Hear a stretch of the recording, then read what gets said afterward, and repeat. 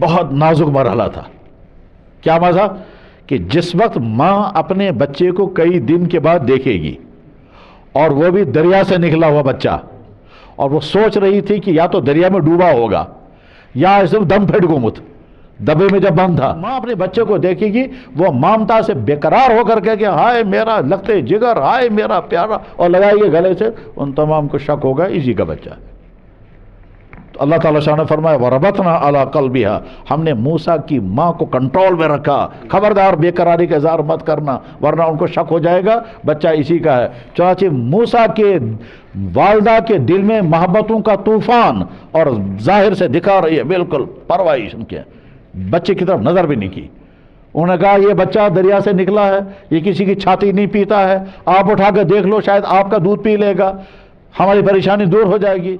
ذرا بچے کو جو ہی چھاتی سے گوشت کھٹا کھٹ چوسنا شروع کیا، اوفو، فرعون کو فوراً صاحب کو اطلاع پہنچ گئی، جناب ایک عورت مل گئی، اس عورت کا دودھ اس نے پی لیا، چھاتی پکڑ لی۔ فرعون نے وہاں سے آرڈر نکالا